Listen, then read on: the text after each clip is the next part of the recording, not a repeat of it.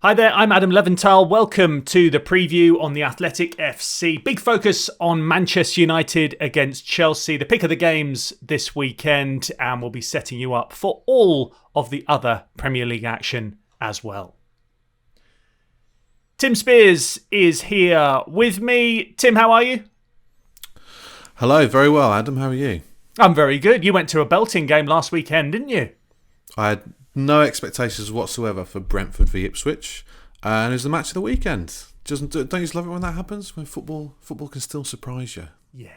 The footballing gods were good to you last weekend. We'll discuss that a little bit later on, maybe in a little bit more detail. John Mackenzie here with me as well. How are you, John?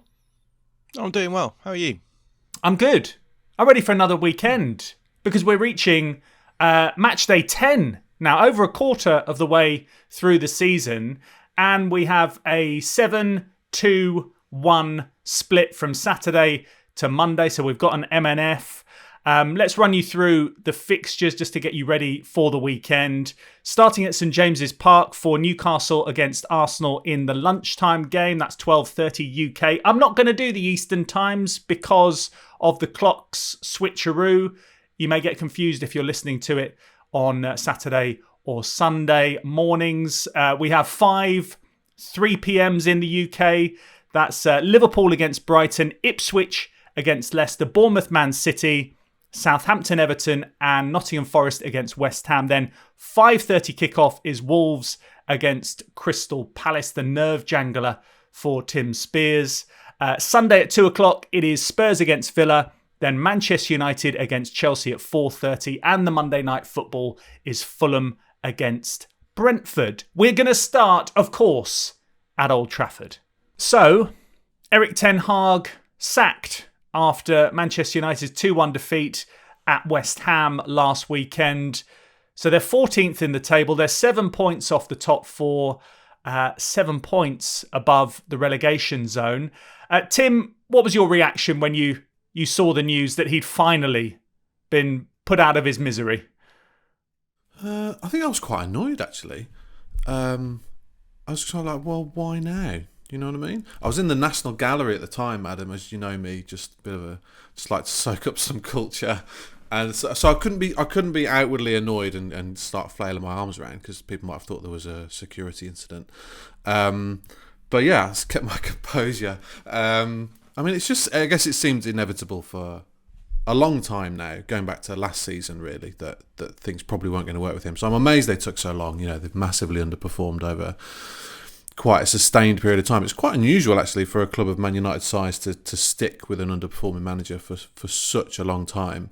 I guess you could maybe say, well, there's loyalty in that, but the fact that they looked for another manager in the summer and then decided to extend his contract and then spend 200 million on players that he wanted, yeah, it doesn't make much sense at this moment in time. But the league positions alone, 8th last year, 14th now, no victories in Europe. I think the only way you can get away with that is if you've got a very tight budget and you've had to really rein it in and not spend any money, or if you've got a very, very young team and you're sort of building something long term. But I don't think either of those things are applicable here. So yeah, the timing is strange. The financial aspect is strange. They've spent more now to sack him than they would have done in the summer. You know, when they're making 250 people redundant to cut costs. It doesn't. None of it reflects well on Ineos, actually, which I think is perhaps something that isn't being discussed as widely as you know, the identity of the next head coach, because they haven't handled it well, and that doesn't bode well for the decisions they've got to make in the future. Did you get excited when you heard that it was going to be Amorim, John? I think that I was definitely more excited about Amorim than the possibility of Ruud van Nistelrooy, for sure, because I mean Amorim is a really interesting up and coming coach. He's playing a back three, has done pretty much exclusively since he was in the third tier of Portuguese football. And his rise has been vertiginous. I know you like words, Adam, but an incredible rise from third division up to Braga reserve, so Braga B. Very quickly then made Braga head coach, where he wins the domestic cup in Portugal after 3 weeks or something like that.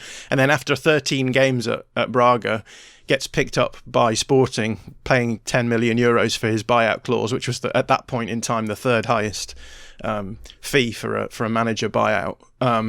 And then going from there and then turning Sporting, this club that had become a bit of a basket case within like the last 2 decades. I mean, they hadn't won the league since 2002 when he came in, and then within the season he arrived, they won the league, and then have been consistently good at winning cups pretty much in Portugal ever since. So this is a guy who is one of the up-and-coming managers. The big question is obviously, as we talked about before, how does a coach like that adapt to a big league? And I think there's things in his favour. There's things that he'll have to learn. But yeah, the fact that he plays this back three consistently, and there's not a huge amount of managers at the moment who play back three at the elite level. So I'm thinking Simone Inzaghi and Xabi Alonso basically are options for consistently using back threes. And this season in the Premier League, it's only Oliver Glasner who's used a back three consistently. So it's sort of like quite an interesting tactical nuance, I think, for people like me to be like, well, we're moving back into this era of maybe using back threes at the top level if it works out.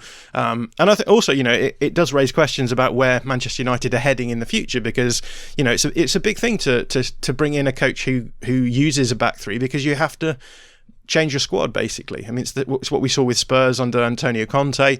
You bring in you have to bring in specialist wing backs, and then if you later down the line decide that you don't want to carry on with the coach that you're going for, as we've said, what are the options? There's only a couple of elite coaches using back threes, so do you bring one of those in, or do you switch back to a back four, and then you have to do a lot of expensive squad build again? So it's definitely an interesting one from in terms of like the tactical long-term view of this, but I expect he'll do really well. He's a really good communicator, and I think that, as I said before, like I think it's important that he's a floor raiser, and I think people will interpret that as a negative thing, but I think what Manchester United need right now is stability, solid tactics, a good communicator, a manager who motivates the players, and then that will get them into that sort of sure footing in order to be able to step forward. So I think it's going to be really interesting to see how the tenure unfolds. I think that those two things that John mentions are two things that United desperately need in terms of good communication, because Ten Hag's became a laughingstock in recent weeks. I mean, even in his last days he was saying, the Spurs game didn't count because we went down to 10 men, and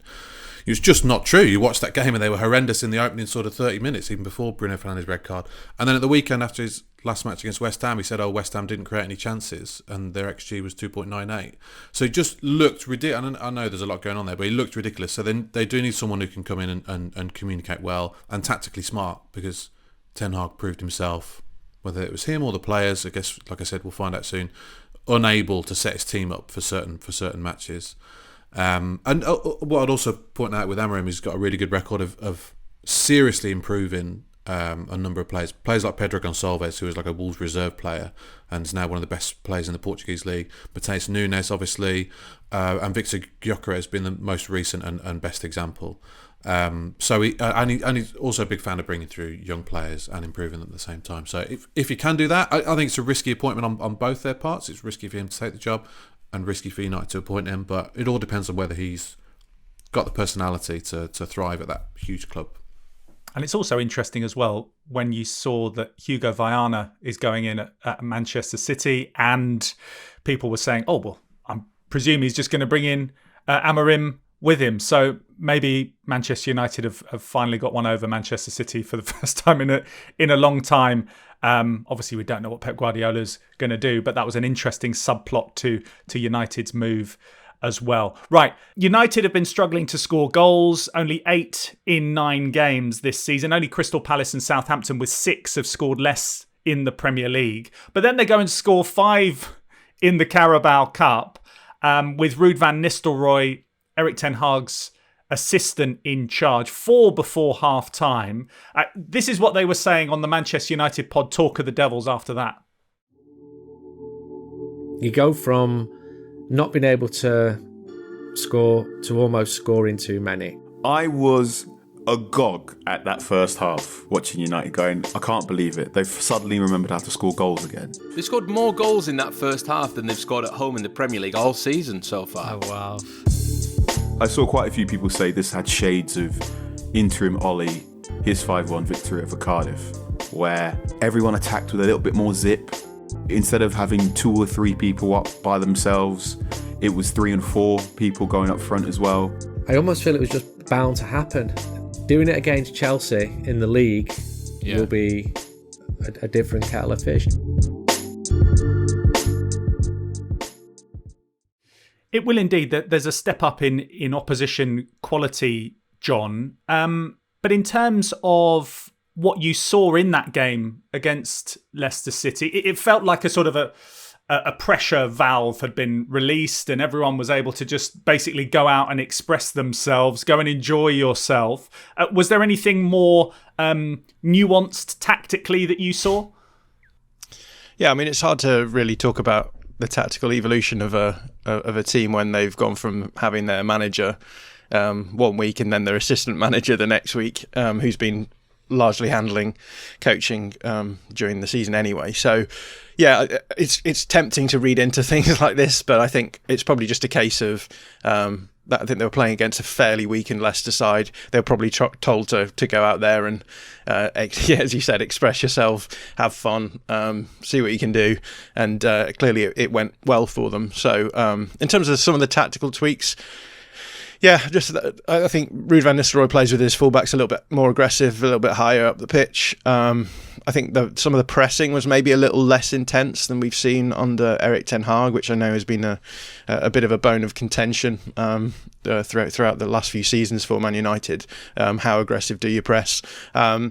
But yeah, I don't think we'll really get to know what Ruud van Nistelrooy's Manchester United look like until a point at which he's going to be leaving as the head coach. So yeah, I wouldn't be reading too much into that game. But yeah, it's probably a bit of a case of I don't really want to say new manager bounce, but like not having the old manager bounce is probably playing into it a little bit as well. Both Casemiro and Bruno Fernandes got a couple of goals.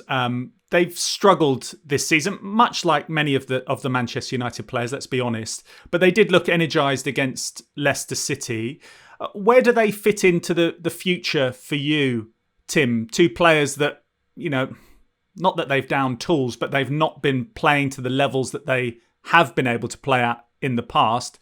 Looked up for it against Leicester. I mean, where do they fit in for you? I mean, it's a really good question, particularly if Ruben Amorim comes in and plays his sort of favoured 3-4-3 that's worked so well for him at Sporting. Where does Fernandes sit in that? Is he one of the wide players tucking in? Some of the players that Amorim has used at Sporting wide, like Pedro Gonçalves or Francisco Trincao or Marcus Edwards, these aren't similar players in profile really to Bruno Fernandes. So look, he's not necessarily wedded to that formation, but that'll be really interesting to see where he fits in. I mean, Casemiro, looked like a completely different player.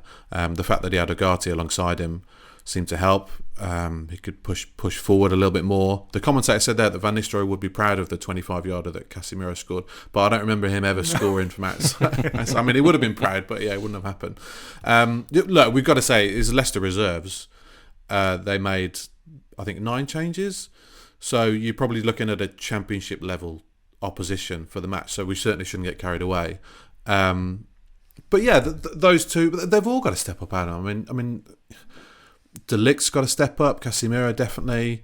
Bruno Fernandes. Just some consistency week after week from some of their top individual players would be nice. I don't know who falls into that category at Man United. Who's playing consistently well at the moment? You can say last year, Fernandes and Dalot, and with sort of sprinkles of Garnacho. But this year, they scored 8 goals in 9 games in the league. We're all looking at Ten Hag, but it's not just been him. There are lots and lots of players who've got to look at their own individual performances and levels and need to raise them. It's going to be more difficult against Chelsea, John, but it's interesting as well that they're heading into a phase of only home games, which I think works to their advantage. Where can Manchester United hurt Chelsea potentially? Yeah, well, it's still the same players, right? So the same skill sets. This is a team who are going to be better attacking space, directly, usually in transition. So I do think that Chelsea are they're playing quite direct as well themselves, so they will be leaving space open. It'll be interesting to see how much Maresca tweaks things for this game, to see whether or not he considers the Manchester United transitional threat in such a way as to make structural changes.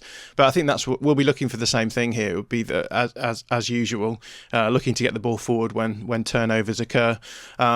But yeah, it's a Chelsea side who have shown this season, perhaps surprisingly given Maresca's pedigree, that they are a super dangerous team playing direct. They played against Newcastle last weekend, and yeah, we're just happy to go over their press, using Cole Palmer deeper to unlock the balls over the back for that first goal. That's what they'll be doing as well. And on current form, you'd certainly go with Chelsea to come out the better in that kind of game than Manchester United. So it's going to be a tough one. Whether or not we see Van Nistelrooy recognising that and maybe just trying to sit a little bit deeper and really denying space, and then making sure Manchester United only attack in specific situations, I don't know. But yeah, I think it's going to be a fascinating game for sure. United are 6 points behind Chelsea. They could obviously cut that gap to 3 points, or it could be extended, as John was saying there. That's the expectation. Do you think that there's a chance, Tim, that they could make some sort of miraculous surge to the top four? Is that out of the question? I don't know. No, I wouldn't say top four. I mean, 3 of those positions are tied up, and then I think if you look at Villa, Chelsea, and Spurs, and maybe 1 or 2 more, they're probably well set enough to withstand any surge, as you say, from United. I mean, look, targets for the season, you're probably looking at next season already, I think, in terms of Ruben Amorim coming in, building, creating an identity for next season. But obviously they're in an embarrassing league position which needs to be rectified, because that will just add pressure. If he's going to be in the bottom half of the table for the rest of the season, that will just add pressure to him. So I think they can realistically sort of target 7th and upwards. They're 5 points off Forest, who are in 7th at the moment. But yeah, in general, an identity, some positivity, fans being able to see what he's trying to do, players who are perhaps overperforming rather than underperforming. But we are going to see now, how much of this exactly was just down to the head coach and his instructions.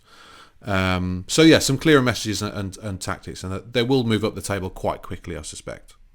Do we think that they'll target the Europa League as the best chance of getting Champions League? Because I think Spurs probably the favourites in that competition, but Manchester United with a new manager could consider that to be the best way really of getting Champions League next year.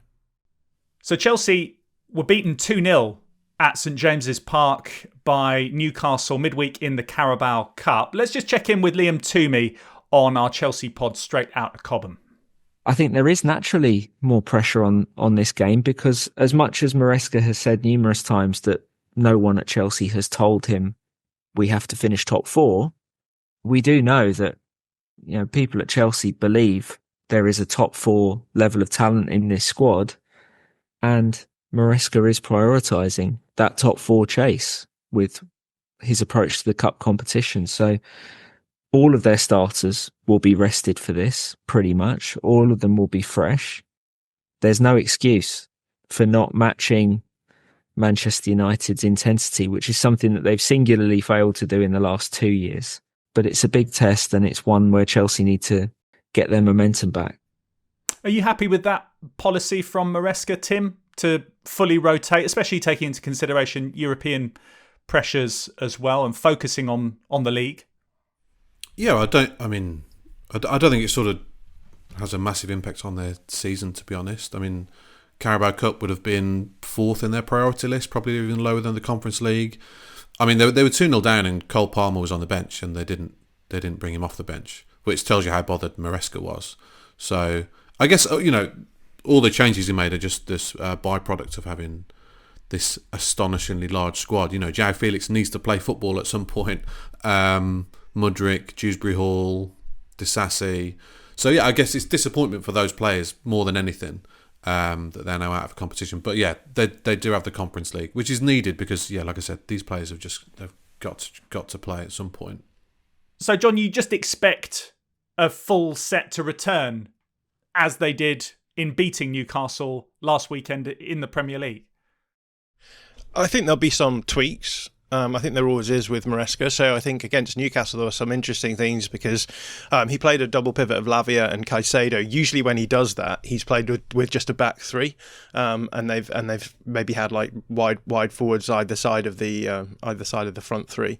But what we saw actually was Malo Gusto and James playing on the left, unusually, right? I think that was there was tactical reasons for that. I think he wanted Malo Gusto to play further forward than James, and the space was going to be on that side because Cole Palmer played on the left, or tended towards the left in that game as well. So he's often thinking about the dynamics between profiles as well. So yeah, I would expect him to play most of the players that played the weekend before. But in terms of the structure, what I've been most impressed about with Maresca is finding those tactical upsides through the use of someone like Cole Palmer. Who do I want him to be interacting with? Who do I want creating space for him? Because he'll often play alongside Noni Madueke. You've got two left-footed right wingers, basically, last season anyway, in the same space. And that creates some interesting dynamics because I think fullbacks don't really know who do you mark. They both want to sort of operate in the same kind of areas, and it means they can switch places and play the same way. It causes problems there as well. So yeah, I think the thing to look out for with Maresca is who's starting at fullback, which fullback is going to be the one who inverts, because there usually is one who does that. Where is it that where are the specific areas that Cole Palmer is taking up, and then I guess who is he using in the wide slots as well, because he has so many just great options to use in those wide forward slots that he has the ability to change the dynamics of a game by playing someone like Sancho versus playing someone like Pedro Neto, for example. Two very different players, but who will give you different tactical upsides either way. Just a quick word on Reece James. Obviously, as you mentioned, playing left back, Gusto at right back. Does that mean that that's where his future lies at left back, or do you think he will be thinking naturally on the right-hand side? I do want to be getting back over that side. Thank you very much.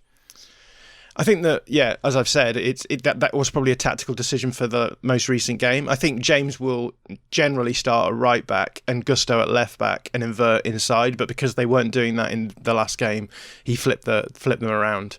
So I'd be surprised to see Reece James regularly appearing as a left back. But again, that's the beauty of these kind of systems, is that you flip your fullbacks around depending on what the tactical need is. But yeah, I would be surprised to see Reece James getting a ton of minutes at left back. Tim, we've seen Liverpool and Tottenham both go to Old Trafford and win 3-0. Do you think that the managerial change, I know it's only an assistant in Ruud van Nistelrooy, that changes the dynamic, and that will give Manchester United more of an advantage to counter a stronger side in Chelsea? Possibly. I think we'll see sort of in the first sort of 10, 20 minutes, the atmosphere will be much improved. You can imagine that United are not going to be sitting back here. They're going to be going for it. It's an audition for Van Nistelrooy as well. Let's be honest. I know he's been a manager successfully elsewhere, but you could tell with his team selection against Leicester, where he went very strong, even though you're playing Leicester reserves, because it's important for his career as well. And it's not nailed on in terms of whether he's going to be retained as well. He's been sort of saying, I would like to return to my role as assistant. I'm not sure if that's going to happen, but that audition could be for retaining his place at Old Trafford, right? Yeah, it could be, or he could win 3 games here, and that puts him in very, very good stead to get a proper managerial job elsewhere. Or Amrim hasn't been appointed yet. We all expect it'll be in the middle of November, but he's not been pictured pitch-side with the scarf above his head yet. So who knows what will happen, and maybe it falls through, and maybe Van Nistelrooy wins 3 games and gets the job. You don't know, do you? You're mischievous. You are mischievous. It should be a really good game anyway. It's sort of battle of the banter clubs, really, in the past sort of few years. The big spending banter clubs. It's amazing that Chelsea haven't won there since Fergie retired. When I was growing up, Chelsea were sort of a bit of a bogey team for Man United, when Chelsea was sort of mid-table team at the time, but I remember them winning at Old Trafford a couple of years in a row. I guess Chelsea have got to play on the fact that they're in a much better place than United in terms of recent performances and results and consistency in selection. I think only Man City have scored more goals than Chelsea. I think they can take heart from their performance against Liverpool fairly recently. You know, Liverpool, a team far more advanced than them, but I thought Chelsea gave them a good game that day. And its attack is the best form of defence for them, let's be honest. They've got a weak back line, I think, and they've got a weak goalkeeper. And those problems aren't going to be addressed overnight. They're also very, very, very young and inexperienced, which is probably something which doesn't get spoken about enough, I think. But with that inexperience comes a sense of fearlessness and excitement. And yeah, they'll certainly go there to win, and I think they've got a good chance of doing so. Yeah, that fearlessness and excitement comes predominantly from Cole Palmer, John. 7 goals, 5 assists. Last meeting against Manchester United, albeit it was at Stamford Bridge, he scored a hat-trick in a crazy game, 4-3. If you were in Ruud van Nistelrooy's shoes, how would you plot to stop Cole Palmer? And I know you've mentioned in terms of him dropping deeper and things like that. Is there a way of nullifying his impact on the game completely?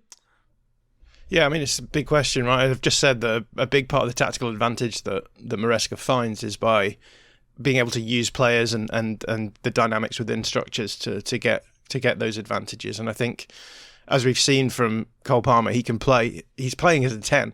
He can drift right, he can drift left, he can drop in, help out. He's just a nightmare positionally to follow. He has everything in his locker to be able to cause you problems when he's on the ball.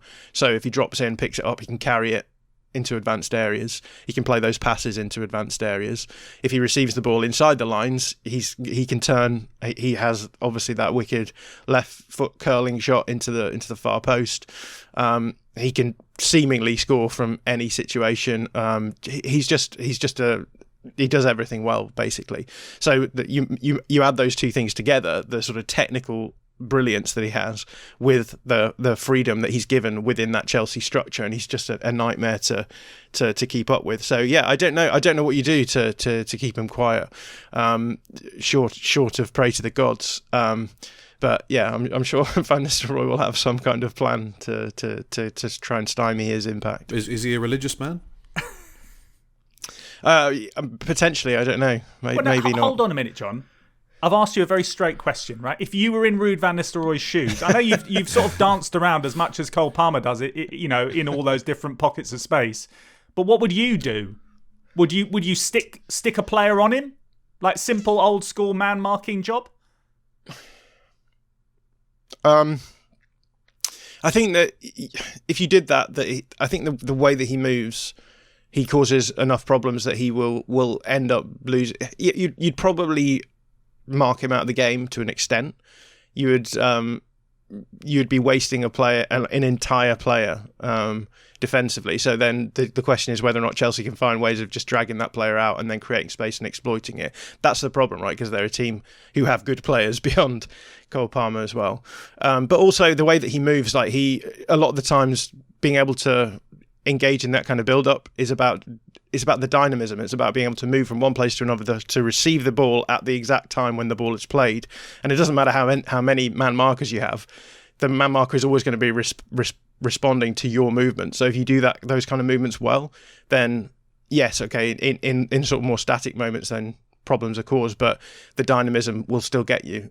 So yeah, maybe he'll use a man marker. I think my temptation would be to try and nullify him in, I suppose, more structural ways, because I see those as being more workable in general. But yeah, I guess if you go for the man marker, you're basically saying this is your most dangerous player. We're going to sacrifice our structure to make sure that he is kept quiet.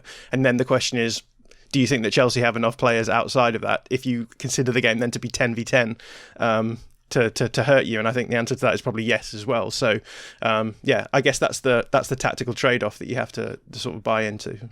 We'll see what happens, won't we? In terms of one other selection issue for Chelsea, no Sancho on loan from United, so he can't play against his parent club.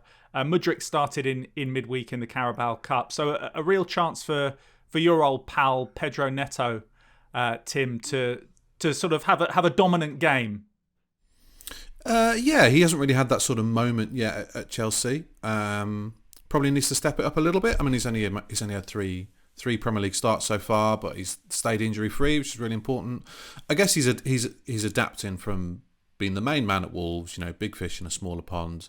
to limited chances and rotation. So he's got to earn that place. I mean, he has done quite well in flashes. I think it's 2.87 chances created per 90 in open play. Off the top of your head, roughly. It might be 2.86.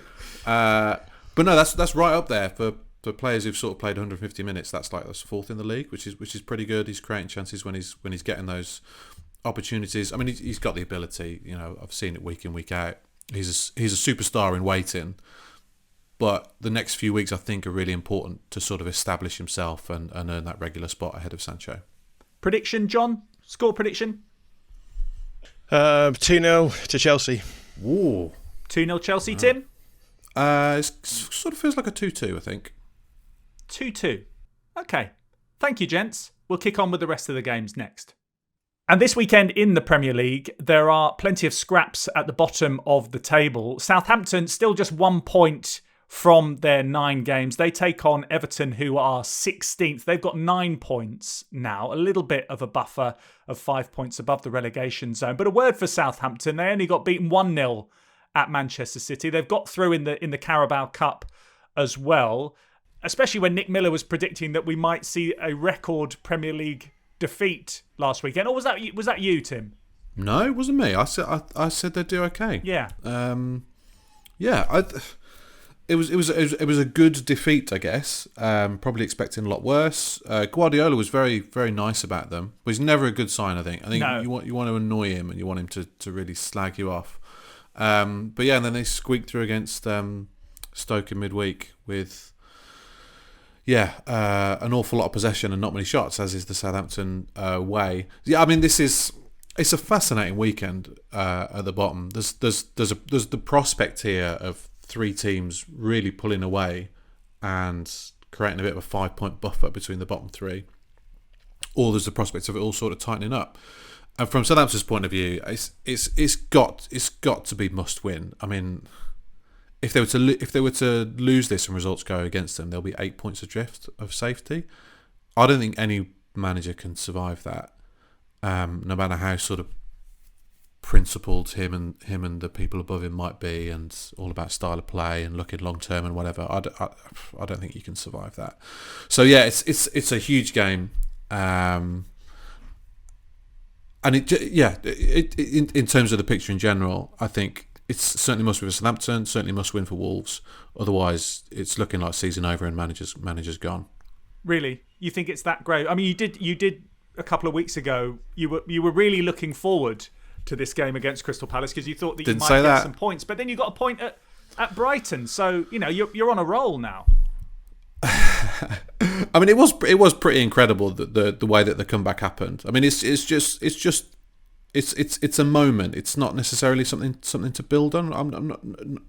Don't quite believe in the fact that it's sort of a season changer, but yeah, to come from 2-0 down with a few minutes left, and the way that it happened as well, with Brighton being 4-1, and then some excellent work from Tommy Doyle, and then Matheus Cunha's finish. It's limbs in the away end, as they say, Adam.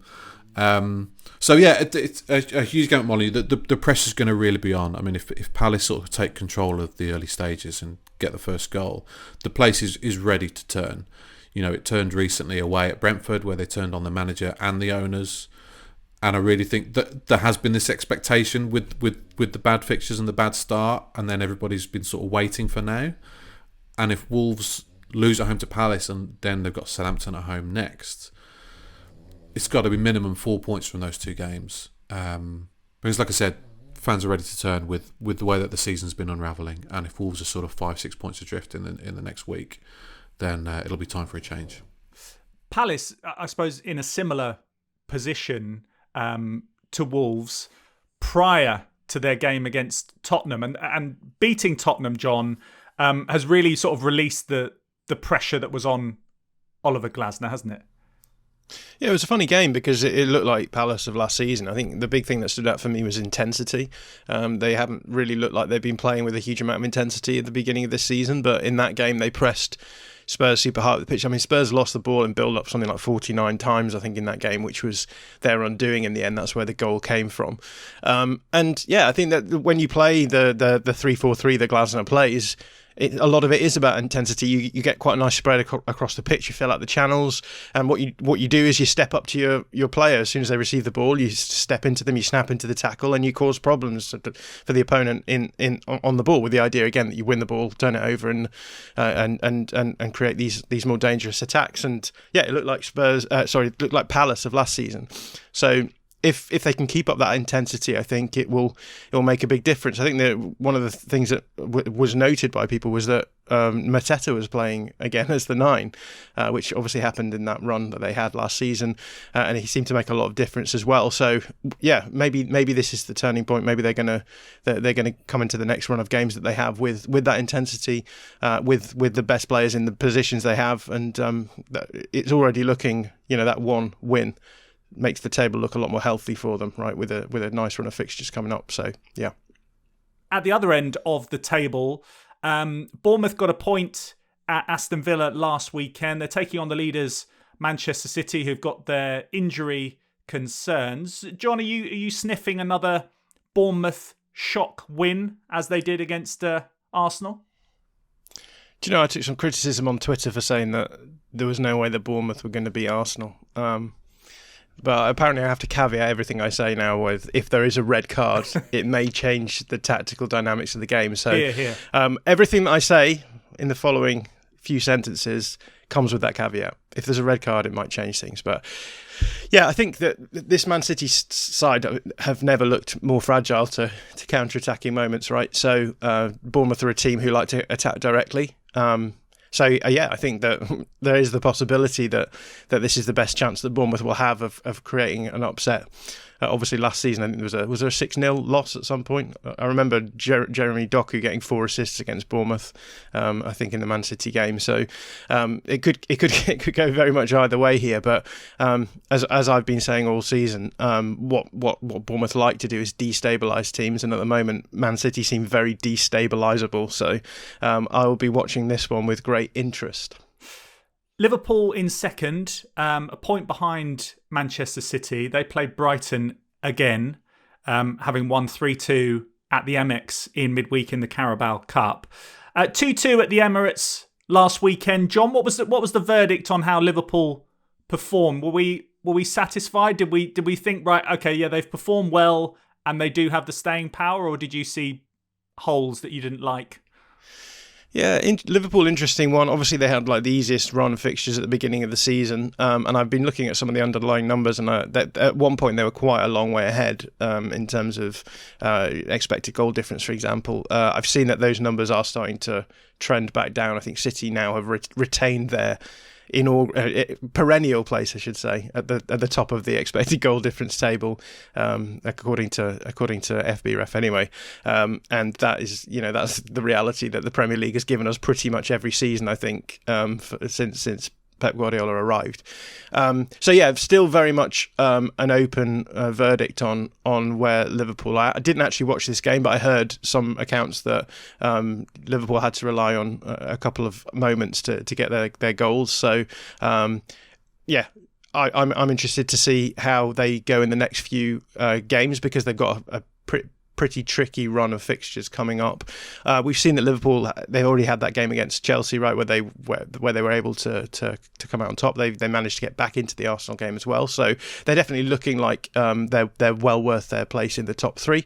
But I guess the question for me is like how consistent they can be across the course of a season, as to whether or not they will be there and thereabouts, as people say, come the end of the season. Arsenal 4 points off Liverpool in third.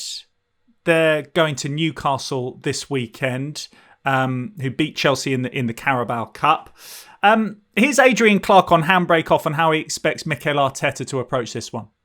Anthony Gordon against Partey would make me a little bit nervous. I think it might be a day to put Ben White back in there, especially if you've got Saliba on the inside, and then probably Gabriel, but if not, Kivior. And then I would expect Timber to be at left back. So yeah, all of a sudden it looks a bit more solid. I think it'll be the classic 4-4-2 that we've seen lately at Newcastle. It suits the players that we've got fit and available at the moment.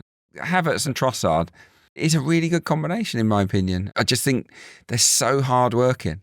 They give you a lot without the ball, and that's what you kind of need in these tough away environments. You need to be good without the ball.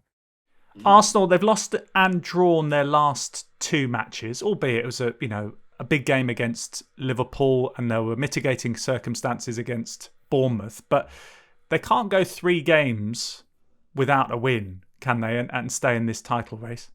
No, it feels like a defining week for Arsenal coming up. It's Newcastle away, and then Chelsea away next weekend, with Inter Milan away in the Champions League in midweek, which won't define their Champions League campaign because they're doing quite well in that. But it's obviously a huge game where you've got to play a strong team in the middle of it. So to ask them to beat Newcastle and Chelsea away with that big Champions League game in the middle is a huge ask, especially with the injuries they've got, the form that they're in. But if they do lose to Newcastle here, I do think it's probably title over. Assuming that Man City reach the levels they have in recent years, I would say that's too much to catch up. If they do lose at St James's Park, they'll be 6 points worse off than they were this time last year. After the opening 10 games, they had 24 points last year. They're on 18 at the moment. So, yeah, it's already on a knife edge, which isn't good, and not how Mikel Arteta would have foreseen the season panning out at this stage. So, look, they're not out of it yet. There's plenty of time to go. There's plenty of points to be won. But if they were to lose this weekend, it's really hard to see them in the title race for me. Newcastle down in 12th as well. No win in 5 for them, including 3 losses. The other 2 draws, obviously. Dicey league form. But then for Newcastle, do all they care about this season is actually trying to win a trophy? And when you see Manchester City going out of the Carabao Cup to Spurs, Tim, Newcastle probably think, oof, we might do it. We might do it this season. Yeah, Man City didn't seem to be too bothered about that, but obviously for Newcastle, it's far higher up the priority list. I mean, if Eddie Howe was to deliver him a trophy, then that's career made, isn't it, for him to finally end the Newcastle trophy drought. I mean, I don't see them doing that really. They are where they are. I mean, they did no business in the summer. They had to sell. I think in terms of wages, they're sort of mid-table. It's all a bit, the bubble has well and truly burst up there.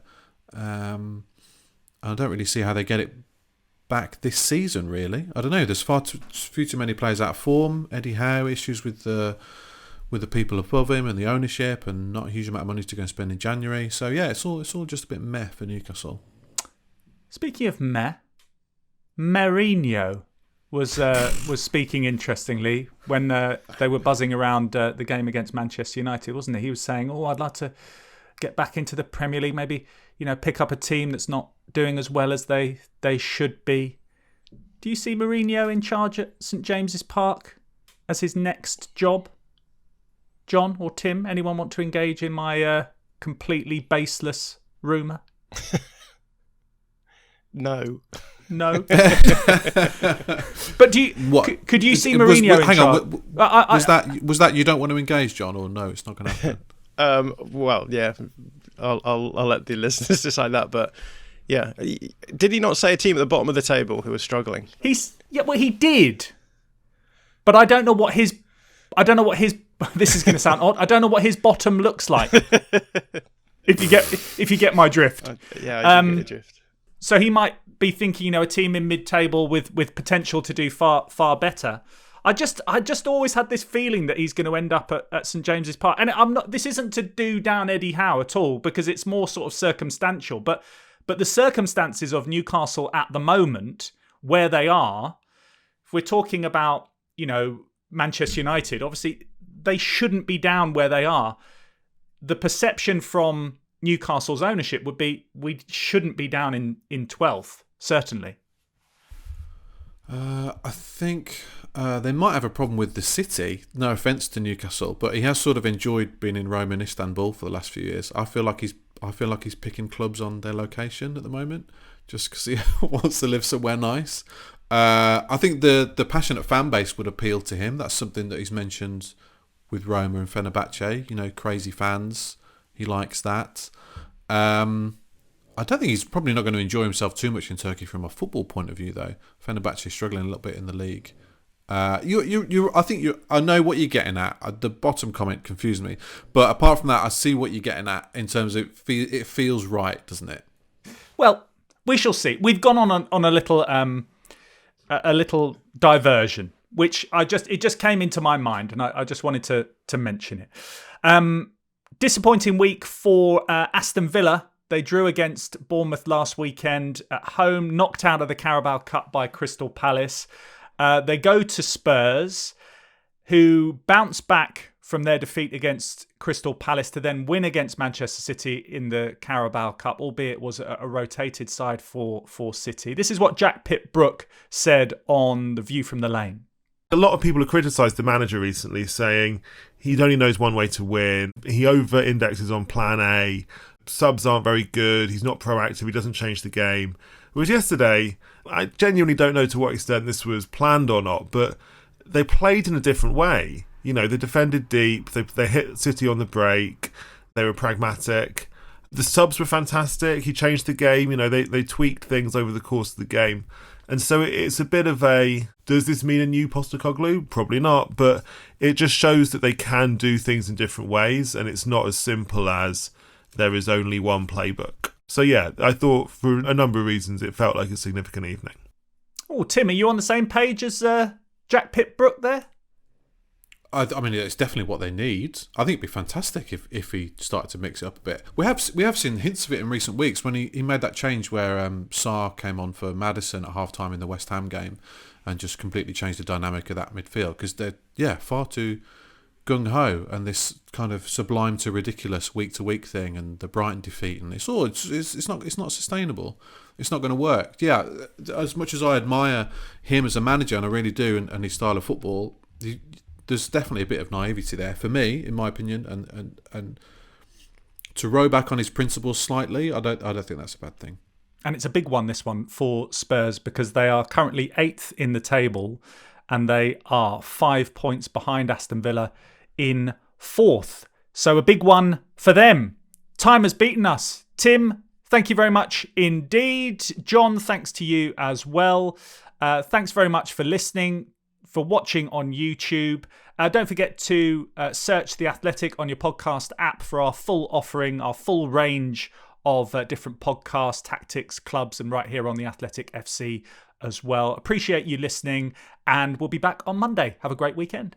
If you want to watch more episodes of the show, please subscribe to the channel. We'll be joined by the likes of David Ornstein, Matt Slater, Adam Crafton, Carl Anker, and plenty more through the season. If you'd like to listen to the episodes in full in audio form, search The Athletic FC wherever you get your podcasts from.